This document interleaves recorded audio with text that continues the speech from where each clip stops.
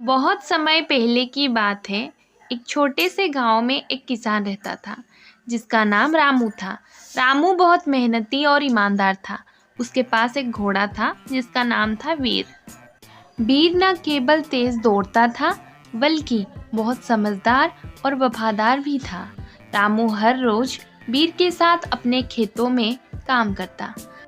वीर हल खींचने से लेकर सामान ढोने तक हर काम में रामू का साथ देता।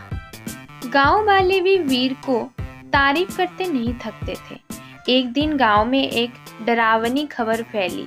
पास के जंगल में कुछ डाकू छिपे हुए हैं जो गांव में लूटपाट कर रहे हैं। सब लोग बहुत डरे हुए थे। गांव का सरपंच बोला, हमें राजा को इस बारे में खबर भेजनी होगी।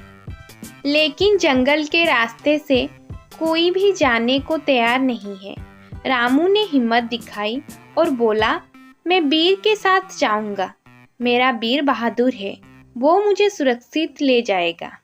अगली सुबह रामू वीर पर सवार हुआ और जंगल की ओर निकल पड़ा। रास्ता बहुत कठिन और डरावना था, लेकिन वीर बिल्कुल नहीं घबराया। अचानक कुछ डाकू सामने आ गए। उन्होंने रामू को रोकने वीर बिजली की तरह दौड़ा और रामू को सुरक्षित वहां से निकाल ले गया। रामू और वीर ने दोपहर तक राजा के महल तक पहुंचकर सारा हाल बताया। राजा बहुत प्रभावित हुआ और अपने सेना को गांव की रक्षा के लिए भेज दिया। डाकुओं को पकड़ लिया गया और गांव फिर से सुरक्षित हो गया। जब रामू और वीर गांव लौटे तो गांव वालों ने उनका भव्य स्वागत किया। सबने वीर की बहादुरी के गीत गाए। राजा ने भी वीर को राज्य का रक्षक का सम्मान दिया और रामू को एक नया खेत पुरस्कार स्वरूप दिया। इस घटना के बाद वीर गांव का हीरो बन गया।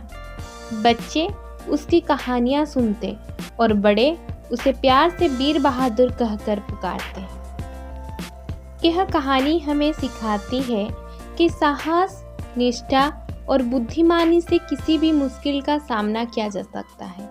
एक जानवर भी अगर वफादार और समझदार हो तो उस इंसान का सबसे बड़ा साथी बन सकता है।